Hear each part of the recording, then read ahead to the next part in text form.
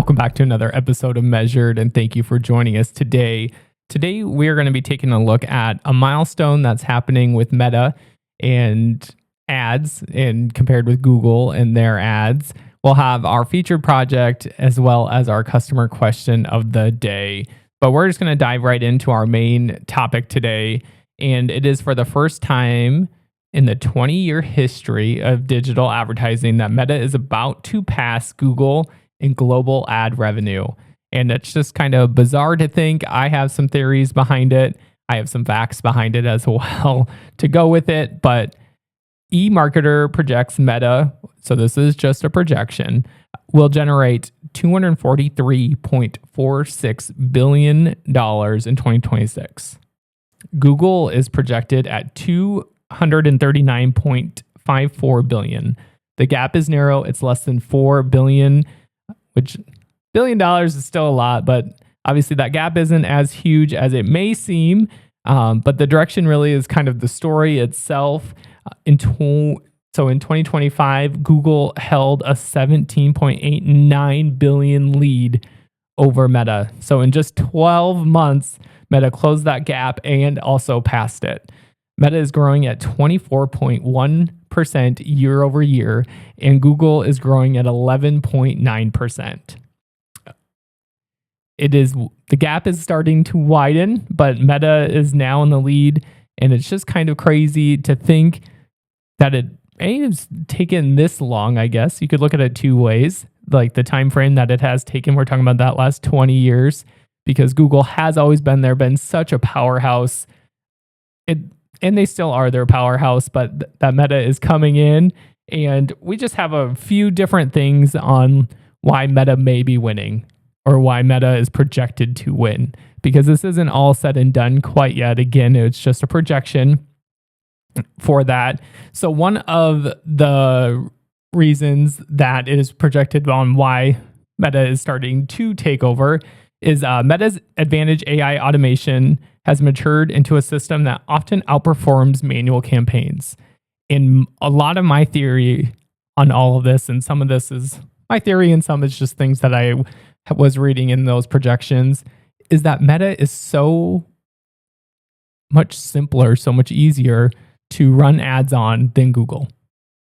If you have no clue what you are doing, Meta makes it pretty easy for someone that doesn't have a lot of knowledge for advertising, or how to run an ad, or how does an ad work, or how do you create an ad, that a lot of it can be automated, especially now with AI.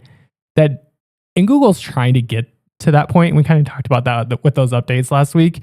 But you still have to have quite the knowledge to successfully run a Google campaign. Now, anyone can run a Google campaign, but it doesn't mean that you're going to successfully run a Google campaign. But with the AI, it handles targeting, creative selection, and placement. You don't really need to have a dedicated agency to see a large return. Now, I'm not saying that you don't need an agency to have someone help you with that return, to get that return that you're looking for, because obviously there are a lot of different components that you can focus in on, and just making sure that you have all of your different tracking properly set up, so you truly know how successful your ads are, and not really just looking at impressions and clicks. And we've talked about that many times. It's looking beyond just impressions and clicks. But so it's just taking advantage of that Advantage Plus AI automation can make, I shouldn't say anyone be able to run the ads, but it makes it a lot simpler. Another one is that Meta added WhatsApp and Threads, or allowed ads to show up now in WhatsApp and Threads. Let me say that one more time. So Meta added ads to WhatsApp and Threads, which obviously Meta owns both those platforms. WhatsApp is just a messaging platform. Threads is, I don't know how to properly say it, it's very video driven. And so now those didn't exist 18 months ago. So now there is new placements, new ways to add additional revenue, which obviously everyone's always seems like they're looking for new places to add additional revenue. And those two places did happen. Doesn't mean that's 100% why that Meta's projected to take the lead, but those two things did happen within those last 18 months. And then ad creative. AI generated ad creative has lowered the cost of producing video and image ads, and that's just for a company in general. You don't have a creative team on your company. Most businesses don't. Meta has made it so much easier to have that different creative, even just taking stills and putting them into a video format that they kind of flip through each other. There's all different options that you can do that now just make it so much more affordable. And with that, having that ability to allow about anyone to run those ads, which is going back to what I was just talking about, is helping, in my opinion, to make Meta, for people to go spend more money there because they can do it themselves without hiring someone else out to do it. Instagram Reels continue to capture attention from TikTok and elsewhere. A lot of people really do still enjoy Instagram. I feel like every platform kind of has its own age generation, and that to me still holds true. So Meta is just meaningfully easier to use without help was one of the big things I wrote. Facebook Ads Manager is a visual and guided. So that, again, even the appeal of it and how it works and what you're looking at and the decisions you have to make is just simpler than if you go into Google Ads and have to go and understand the difference between your keywords and match types and quality scores and bid strategies. Most people don't know any of what that means. And so, again, you don't have to know all those things to have success in Meta. And although Google is still growing, that 11.9% is honestly real growth. We were just talking about last episode on how you can now advertise in like Google AI mode, things like that. More opportunities are opening up for them, and that will help, obviously, Google, again, drive more revenue. And they're coming out with their AI Max. Well, I guess AI Max has been out, but how it's going to be replacing dynamic search ads. So I think over time, Google will try to make, and I don't love that whole part. And even for Meta, having everything automated with AI and not being able to make any of those decisions, to me, isn't always the greatest thing. And that, talked about it last time, just a little bit of a control thing and just having that understanding for that.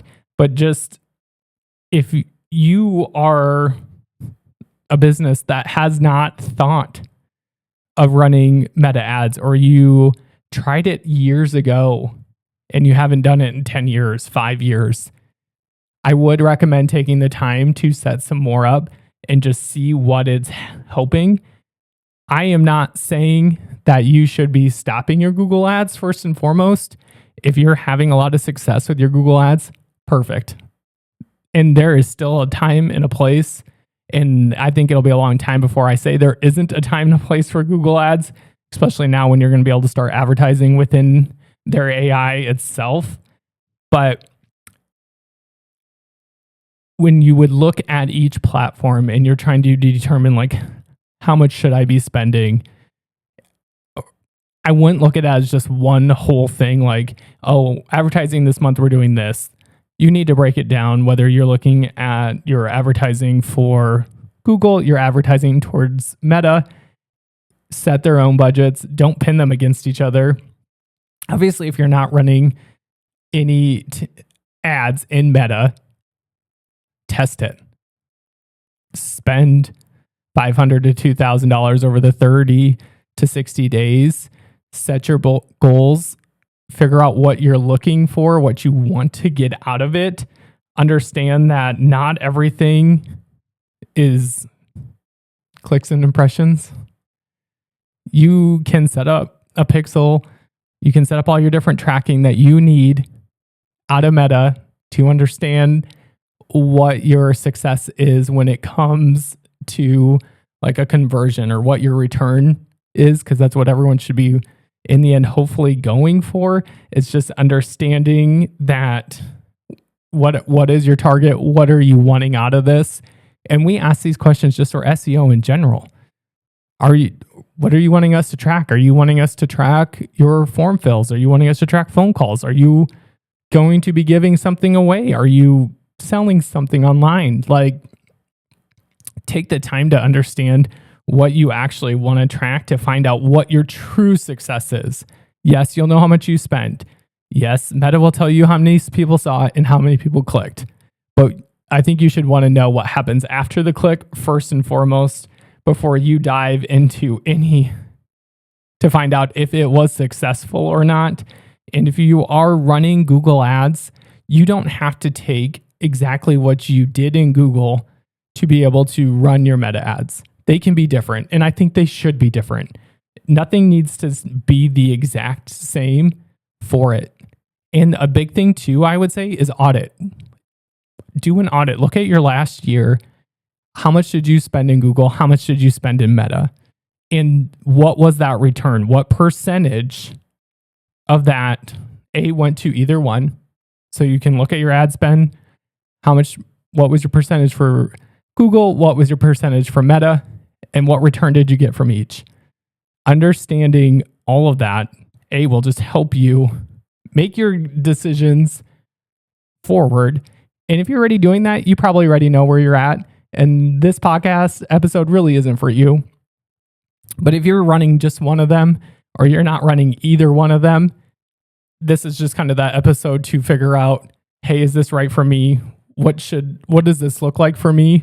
How much is that going to cost? You can forecast in both of them, just kind of what it would cost based on the keywords that you're looking at, what the going rate, what those cost per clicks would be, kind of the average conversion.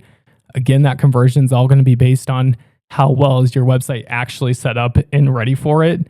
So again, look what that return will be for you, because I think that'll be huge when you're trying to make that decision. There will still be some categories that favor Google. So like local services, urgent needs, anything where customers know exactly what they want. I feel like those will still favor Google. E-commerce to me will absolutely favor Meta. Visual is very easy to help sell something when you see it with Meta. And when I say Meta, your ads would be going out on Facebook and Instagram. And I shouldn't just assume that people know that. So that when we're talking Meta, we do mean Facebook and Instagram both for that. And obviously we had mentioned that WhatsApp and Threads, you can run your ads towards as well. And then to me, it all just depends who you are, if you're a service business, if you're selling something in particular, where you should want your ads to show up for those. But if you're not doing it, try it.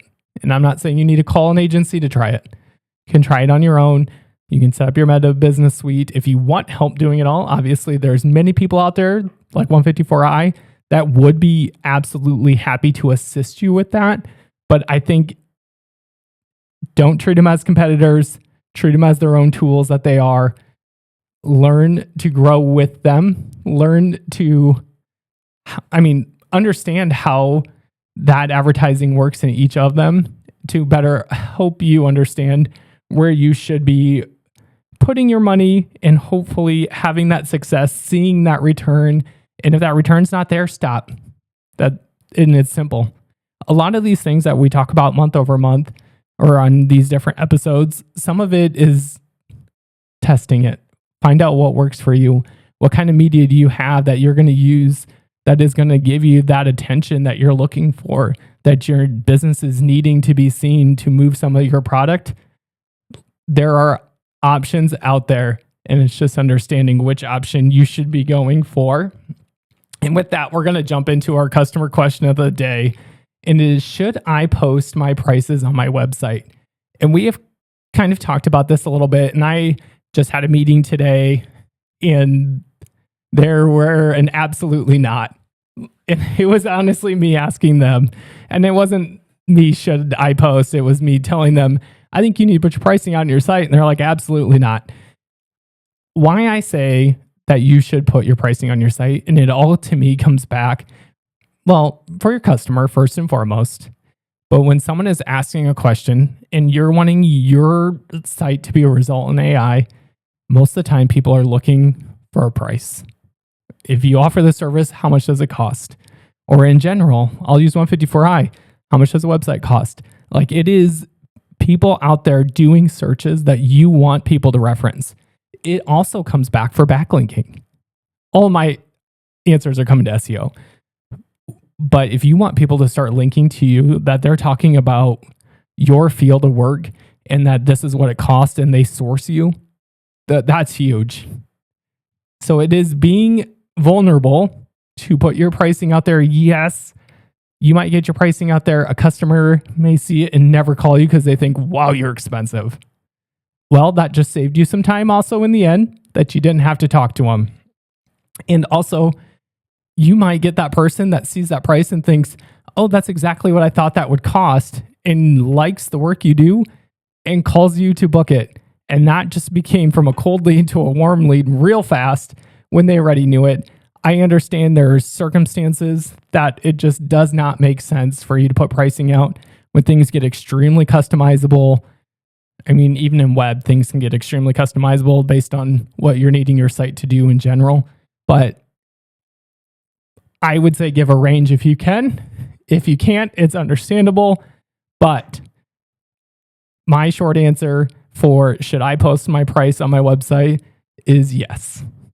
And with that, we're going to jump in to our featured project.